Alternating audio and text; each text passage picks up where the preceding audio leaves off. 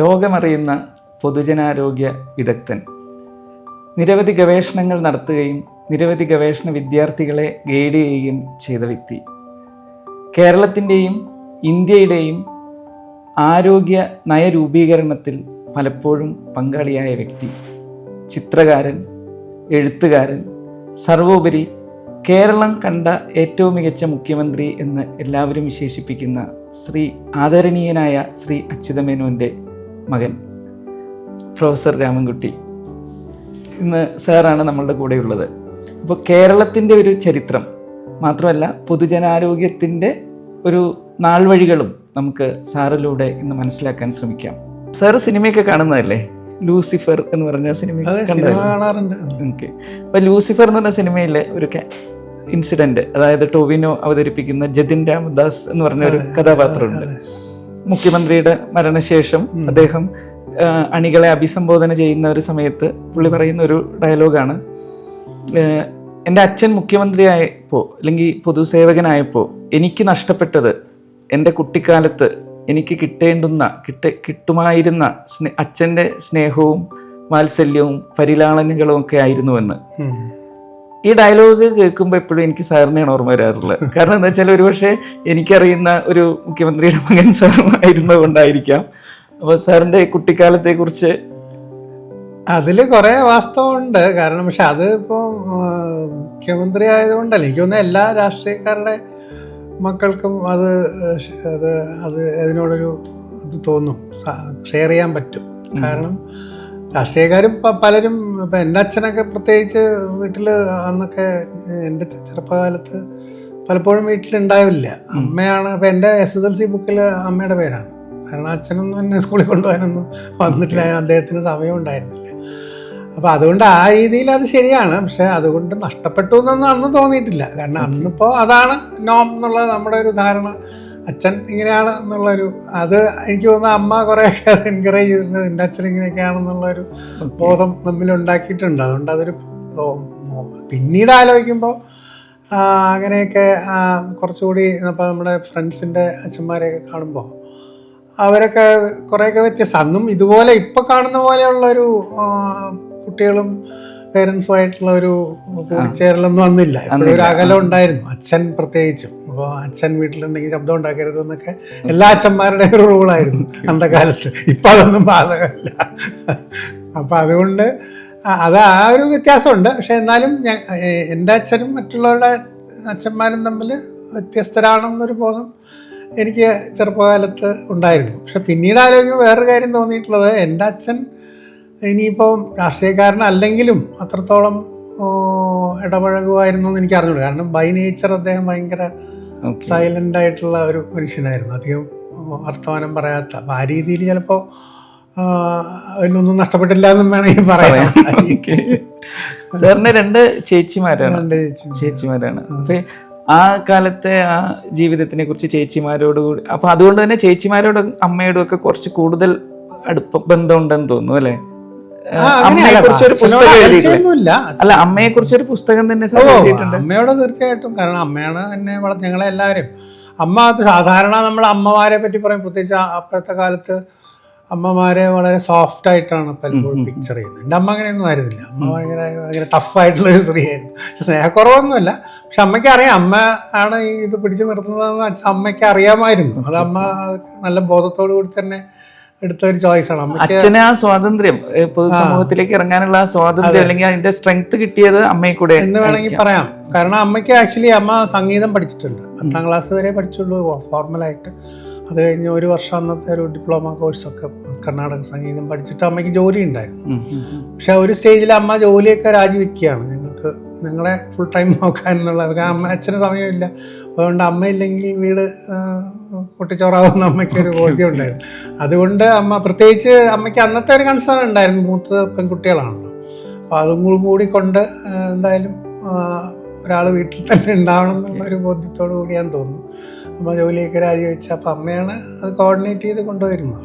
Sir ഒരു ഇന്റർവ്യൂലോ എവിടെ പറഞ്ഞു കേട്ടിട്ടുണ്ട്, അതായത് ഒരു രാഷ്ട്രീയക്കാരൻ്റെ ജീവിതം വളരെ അടുത്ത് നിന്ന് കണ്ടത് കാരണം ഒരിക്കലും ഒരു രാഷ്ട്രീയക്കാരനാവാൻ തോന്നിയിട്ടില്ല കുട്ടിക്കാലത്ത്. പകരം പഠിച്ച് ഒരു സ്ഥിര വരുമാനമുള്ള ജോലിക്കാരനാവണമെന്നായിരുന്നു കുട്ടിക്കാലത്ത് ആഗ്രഹം എന്ന്.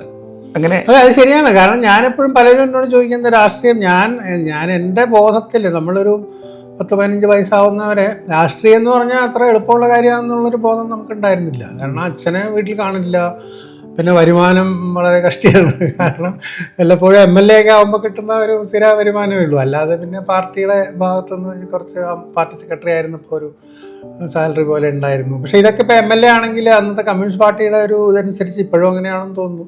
ഒരു MLA ആണെങ്കിൽ അവർ അതിൻ്റെ ഒരു ലെവി എന്നും പറഞ്ഞ് കുറേ പിടിച്ചോണ്ട് പോകും. അപ്പോൾ അച്ഛനൊക്കെ അത് വളരെ കൃത്യമായിട്ട് അടയ്ക്കുന്ന ആളാണ്. അപ്പോൾ അതെല്ലാം കഴിഞ്ഞ് ബാക്കിയുള്ളത് കൊണ്ട് വേണം. അപ്പോൾ അത് അമ്മയുടെ ഒരു സാമർത്ഥ്യമാണ്. അമ്മയ്ക്ക് അന്ന് തന്നെ ക്രെഡിറ്റ് കാർഡ് സിസ്റ്റം ഒക്കെ ഉണ്ടായിരുന്നു. അതായത് ഒരു കടയായിട്ട് മാസം കണക്ക് തീർക്കുന്ന പരിപാടികളൊക്കെ അമ്മയ്ക്ക് അന്ന് അമ്മ ഓർഗനൈസ് ചെയ്തിരുന്നു. അതുകൊണ്ടൊക്കെയാണ് നമ്മളിങ്ങനെ പോയിരുന്നത്. അപ്പോൾ വലിയ ബുദ്ധിമുട്ടൊന്നും ഉണ്ടായിട്ടില്ല. പക്ഷേ അതേ സമയത്ത് ഭയങ്കര ലാവിഷായിട്ടുള്ള. അന്ന് ഞാൻ ഓർക്കുന്ന ഒരു കാര്യം, ഞങ്ങളുടെ തൊട്ട് താമസിച്ചിരുന്ന ഒരു വലിയ ഒരു കപ്പിളായിരുന്നു. അവർക്ക് കുട്ടികളുണ്ടായിരുന്നില്ല. അപ്പോൾ അദ്ദേഹം ഒരു എഞ്ചിനീയറായിരുന്നു, പിന്നീട് ചീഫ് എഞ്ചിനീയറൊക്കെ ആയി. അദ്ദേഹത്തിൻ്റെ ഭാര്യ ഹെഡ് മിസ്ട്രസ് ആയിരുന്നു. അപ്പോൾ അവരുടെ വീട്ടിലാണ് ഞാൻ ഈ വലിയ ലക്ഷറികളൊക്കെ കാണുന്നത്. കാരണം ഫോർ ഇൻസ്റ്റൻസ് ഇപ്പോൾ ഇൻസ്റ്റൻറ്റ് കോഫി, അത് ഞാൻ അതിന് മുമ്പ് കണ്ടിട്ടില്ല. കണ്ടൻസ്ഡ് മിൽക്ക്, ഇൻസ്റ്റൻറ്റ് കോഫി, പിന്നെ ഫ്രിഡ്ജ്. പിന്നെ അവരുടെ വീട്ടിലാണ് ആദ്യമായിട്ട് ഞാൻ ടേപ്പ് റെക്കോർഡർ കാണുന്നത്. ആദ്യമായിട്ട് ഈ വലിയ സ്പൂള്, 2 സ്പൂളുള്ള ബാസിൻ്റെ ഇങ്ങനെ കറക്കുന്ന ടേപ്പല്ല, മറ്റേ കാസറ്റ് അല്ല. പിന്നീട് കാസറ്റ് വന്നപ്പോൾ അവരിത് മാറ്റിയിട്ട് കാസറ്റ് വാങ്ങി. കാരണം അതൊരു കൗതുകമായിരുന്നു. പക്ഷെ ഇതാണ് ഇപ്പോഴും ഈ ഓൾ ഇന്ത്യ റേഡിയോയിലൊക്കെ ഉപയോഗിക്കുന്ന വലിയ ടൈപ്പാണല്ലോ, അത് അവരുടെ കയ്യിലുണ്ടായിരുന്നു. അപ്പം അതൊക്കെ ഞാൻ അന്ന് അവരുടെ വീട്ടിലാണ് കാണുന്നത്. അവർക്കാണെങ്കിൽ അവർക്ക് കുട്ടികളില്ലാത്തതുകൊണ്ട് എനിക്ക് ഫുൾ ഫ്രീഡമായിരുന്നു. അവിടെ ഇറങ്ങി നടക്കാവുന്ന, ഞാൻ ചെറിയ കുട്ടിയാണ്, 10 വയസ്സൊക്കെ ഉണ്ട്. അപ്പം അതുകൊണ്ട് അങ്ങനെയൊക്കെ നമുക്ക് ബുദ്ധിമുട്ടൊന്നും ഇല്ലെങ്കിലും റെസ്ട്രിക്റ്റഡ് ആയിട്ടുള്ള ഒരു ലൈഫാണ്. അപ്പോൾ അമ്മ ഇങ്ങനെ ഇടയ്ക്കിടയ്ക്ക് എനിക്ക് തോന്നുന്നു തിരിഞ്ഞ് ആലോചിക്കുമ്പോൾ ഇടയ്ക്കിങ്ങനെ വേണം, നേരിട്ട് പറയില്ലെങ്കിലും റിമൈൻഡ് ചെയ്തുകൊണ്ടിരുന്നു. അതായത് നിനക്കൊക്കെ വല്ല പഠിച്ച് ജോലി കിട്ടിയാലേ രക്ഷയുള്ളൂ എന്നുള്ള ഒരു തോട്ട് നമ്മുടെ മനസ്സിലിങ്ങനെ ഇൻട്രൊഡ്യൂസ് ചെയ്തിരുന്നു. അപ്പോൾ രാഷ്ട്രീയത്തിൽ പോയതൊന്നും വിലക്കിയിട്ടൊന്നുമില്ല. പക്ഷേ രാഷ്ട്രീയത്തിൽ പോയാൽ ഇതൊക്കെയാണ് പ്രതീക്ഷിക്കാൻ പറ്റുന്നതെന്നൊരു ബോധം അന്നേ എനിക്ക് തോന്നിയിരുന്നു. അതുകൊണ്ട് അങ്ങനെ ഒരു ആഗ്രഹം തോന്നി. പിന്നെ പൊതുവേ ഞാൻ വളരെ ഷൈ ആണ്. ഒരു +2 സമയം വരെ ഒന്നും, അതിനുശേഷവും ഇപ്പോൾ സ്റ്റേജിലൊന്നും കയറി ഒന്നും ചെയ്യാൻ എനിക്ക് പറ്റുകയോ, ഞാൻ അങ്ങനത്തെ ഒരു പരിപാടിക്കും പോയിട്ടില്ല. സ്കൂൾ സ്റ്റേജ്, ഒരു പ്രസംഗമാവട്ടെ നാടകമാവട്ടെ, പാട്ട് പാടാൻ അറിയില്ല. അങ്ങനെ അതൊന്നും, അതുകൊണ്ട് അങ്ങനെ എനിക്ക് ആലോചിക്കാനേ പറ്റില്ല പ്രസംഗിക്കുക എന്നൊക്കെ പറയും. എൻ്റെ കൂട്ടുകാരൊക്കെ ഈ ഡിബേറ്റ് പ്രസംഗം അതിനൊക്കെ പ്രൈസ് വാങ്ങിക്കുന്ന. അപ്പോൾ ഞാൻ പഠിക്കാൻ മിടുക്കനായതുകൊണ്ട് ഇങ്ങനെ സാറന്മാർ എന്നെ കുത്തിയിളക്കാനൊക്കെ ശ്രമിക്കും. ഞാനത് എങ്ങനെയെങ്കിലും അതിൽ നിന്ന് ഒഴിവായി പോവുകയുള്ളൂ. അവരൊക്കെ പ്രസംഗിക്കുന്ന കാണുമ്പോൾ എനിക്ക് അസൂയ തോന്നിയിട്ടുണ്ട്. കാരണം വളരെ ഫ്ലുവൻ്റായിട്ട് എന്ത് വിഷയം കൊടുത്താലും സംസാരിക്കുന്ന നമ്മുടെ ഫ്രണ്ട്സിൻ്റെ ഇടയിലൊക്കെ ഹൈസ്കൂളിലൊക്കെ ഉണ്ടായിരുന്ന കുട്ടികളൊക്കെ ഉണ്ടായിരുന്നു. അപ്പോൾ പിന്നീട് ഞാൻ പഠിപ്പിക്കാനൊക്കെ തുടങ്ങിയപ്പോഴാണ് ആ ഒരു ഇത് സഭാകമ്പം മാറിയത്. അപ്പോൾ ഇങ്ങനെ പല കാരണങ്ങളെ കൊണ്ടും ഞാനിത് രാഷ്ട്രീയ ഒരു സീരിയസ് ഓപ്ഷനായിട്ട് ഒരു കാലത്തും എൻ്റെ മനസ്സിൽ ഉണ്ടായിട്ടില്ല. വളർന്നതെല്ലാം തിരുവനന്തപുരത്ത് തന്നെയാണ്. ഓർമ്മകളെല്ലാം എൻ്റെ ഓർമ്മ വന്ന സമയത്ത് ഒരു 3 വയസ്സുള്ളപ്പോഴും അച്ഛൻ 57-ലെ ധനകാര്യമന്ത്രി ആയല്ലോ, ആദ്യത്തെ മിനിസ്ട്രിയിൽ. അന്ന് ഞങ്ങൾ തിരുവനന്തപുരത്തേക്ക് വന്നതിന് ശേഷം പിന്നെ 60-ലെ വിമോചന സമരം കഴിഞ്ഞപ്പോൾ അച്ഛനെ തിരിച്ചു പോയാൽ കൊള്ളാമെന്നുണ്ടായിരുന്നു തൃശ്ശൂർക്ക്. അച്ഛന് തൃശ്ശൂരുമായിട്ട് വലിയ വൈകാരിക ഐക്യമുള്ള ഒരാളാണ്. പക്ഷെ അമ്മ ഈ പറഞ്ഞ മാതിരി ഭയങ്കര പ്രാക്ടിക്കൽ മൈൻഡാണ്. അപ്പോൾ അമ്മ പറഞ്ഞു തിരുവനന്തപുരത്ത് നിന്നാൽ പ്രത്യേകിച്ച് പെൺകുട്ടികളെയൊക്കെ പഠിപ്പിക്കാൻ കുറച്ചുകൂടി സൗകര്യമുണ്ട്, ഹോസ്റ്റലിലൊന്നും അയക്കണ്ട, വീട്ടിലൊന്നും അയച്ച് പഠിപ്പിക്കാമല്ലോ. അപ്പോൾ എനിക്ക് തോന്നുന്നത് അന്ന് അമ്മ ഒരു തീരുമാനം എടുത്തപ്പോൾ എൻ്റെ ചേച്ചി ഒരാൾ മെഡിക്കൽ കോളേജിലൊക്കെ പഠിച്ചത്. അപ്പം ഹോസ്റ്റലിൽ പോയി പഠിക്കേണ്ടിയിരുന്നു എന്നുണ്ടെങ്കിൽ കുറച്ചും കൂടി, പറ്റില്ല എന്ന് ഞാൻ പറയുന്നില്ല, പക്ഷെ അതൊരു വലിയ ഫിനാൻഷ്യൽ സ്ട്രെയിൻ ആയിരുന്നു തന്നെ. ഇത് പിന്നെ അതിൻ്റെ കൂട്ടത്തിൽ ഒരു തൃശ്ശൂരിൽ എവിടെയായിരുന്നു ശരിക്കും സ്ഥലം? എൻ്റെ അമ്മയുടെ വീടെന്ന് പറയുന്നത് കൊടുങ്ങല്ലൂരാണ്. ഇൻഫാക്ട് ഞങ്ങൾ ഈ തിരുവനന്തപുരത്തേക്ക് അച്ഛൻ വരുന്നത് വരെ അന്നത്തെ ഒരു ഇതനുസരിച്ച് അമ്മയുടെ വീട്ടിൽ തന്നെയായിരുന്നു. ഞാൻ ജനിച്ചതൊക്കെ കൊടുങ്ങല്ലൂരെ വീട്ടിലാണ്. അപ്പോൾ അമ്മയുടെ അവർക്ക് 2 ബ്രദേഴ്സ് ഉണ്ടായിരുന്നു. അവർ 2 പേരും ബോംബെയിലും മദ്രാസിലും ഒക്കെ പോയി. ഇങ്ങനെ അന്നത്തെ ഒരു ഇതനുസരിച്ചിട്ട് അന്നത്തെ ഒരു സാമുദായിക ഇതനുസരിച്ച് അമ്മയുടെ അച്ഛൻ ബ്രാഹ്മണ സ്വാമിയായിരുന്നു. സ്വാമി മുത്തച്ഛൻ എന്നാണ് എല്ലാവരും വിളിച്ചിരുന്നത്. അപ്പോൾ അദ്ദേഹത്തിൻ്റെ സംബന്ധമായിരുന്നു അമ്മൂമ്മയായിട്ട്. അപ്പോൾ അദ്ദേഹം ഇരിങ്ങാലക്കുട സ്കൂളിലെ ടീച്ചർ എന്തായിരുന്നു. അപ്പോൾ വീക്കെൻഡിലെങ്ങാണ്ട് ഇവിടെ വരുള്ളൂ, അല്ലാത്തപ്പോൾ അവർ അദ്ദേഹത്തിൻ്റെ മഠത്തിലാണ്. അപ്പോൾ അങ്ങോട്ടേക്ക് ഇവർക്ക് ആർക്കും പോകാൻ പറ്റില്ല. കാരണം ഇവര് നമ്മുടെ നായന്മാരായതുകൊണ്ട് ആ, ആ, ആ. അവരുമായിട്ട്. പക്ഷെ മുത്തച്ഛൻ ഇങ്ങോട്ട് വരാം. അപ്പൊ അങ്ങനെയാണ്. അപ്പൊ അതില് മുത്തച്ഛനേക്കാൾ ഇതൊക്കെ കീപ്പ് ചെയ്തിരുന്നത് അദ്ദേഹത്തിന്റെ ഭാര്യ, എൻ്റെ മുത്തശ്ശിയായിരുന്നു, അമ്മൂമ്മയായിരുന്നു. അവർക്കാണ് ഇത്. ഇപ്പോൾ ഇൻഫാക്ട് അമ്മ തന്നെ പറയാറുണ്ട്, അമ്മ വലുതായി കഴിഞ്ഞപ്പോൾ അദ്ദേഹത്തിന് വയ്യാണ്ടായി, പിന്നെ അവിടെ തന്നെ ആയി താമസം. അപ്പോൾ അമ്മയുടെ അച്ഛന് ചോറ് കൊടുക്കാൻ അമ്മയെ സമ്മതിക്കില്ല. കാരണം ബ്രാഹ്മണന് നമ്മൾ ചോറ് കൊടുത്താൽ നമുക്കും പാവമാണ്, മനസ്സിലായില്ലേ? അതുകൊണ്ട് ഒന്നുമില്ല അദ്ദേഹം എവിടുന്നെങ്കിലും പുറത്തുപോയി ഭക്ഷണം കഴിക്കണം, അല്ലെങ്കിൽ സ്വയം പാചകം ചെയ്ത് കഴിക്കണം. അത് പറ്റൂല, വയ്യാണ്ടായി. അപ്പം അമ്മ അവസാനം പറഞ്ഞു, അമ്മ തന്നെ ചോറ് വെച്ച് എൻ്റെ അച്ഛന് ചോറ് കൊടുത്തോണ്ടുള്ള പാപമൊക്കെ ഞാൻ ഏച്ചു എന്ന് പറഞ്ഞിട്ട് കൊടുത്തതായിരുന്നു എന്ന് പറയാറുണ്ട്. അപ്പം അങ്ങനെ ഒരു സെറ്റപ്പിലായിരുന്നു അന്നത്തെ. അപ്പം അതിൽ അച്ഛൻ്റെ കല്യാണം കഴിഞ്ഞപ്പോൾ അച്ഛൻ്റെ ഇങ്ങനത്തെ ഈ പാർട്ടി പ്രവർത്തനം, ഒളിവും അലച്ചിലും ഒക്കെ ആയതുകൊണ്ട് അവർ പിന്നെ തൃശ്ശൂർക്കൊന്നും മാറിയില്ല. അമ്മയുടെ വീട്ടിൽ തന്നെ താമസിക്കുക. എൻ്റെ ചേച്ചിമാരൊക്കെ കൊടുങ്ങല്ലൂർ സ്കൂളിലാണ് ഹൈസ്കൂൾ വരെ പഠിച്ചത്. ഞാൻ പക്ഷേ അവിടെ സ്കൂളിൽ പോയിട്ടില്ല. കാരണം എനിക്ക് 3 വയസ്സായപ്പോഴേക്കും ഞാൻ തിരുവനന്തപുരത്തേക്ക് വന്നു.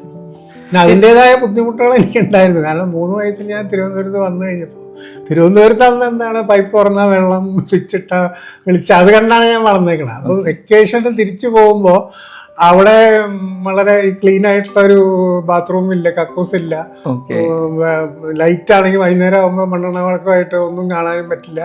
എനിക്ക് ഭയങ്കര ദേഷ്യമായിരുന്നു നാട്ടിൽ പോവാന്ന് പറഞ്ഞാൽ. ബാക്കി എല്ലാവർക്കും വലിയ സന്തോഷം, പക്ഷെ എനിക്കിത് യൂസ് ഡേ അല്ല. കുറെ കഴിഞ്ഞാണ് ആ ഒരു അഡ്ജസ്റ്റ്മെന്റ് ശരിയായത്. അങ്ങനെ ഒരു അർബൻ സെറ്റപ്പിൽ വളർന്ന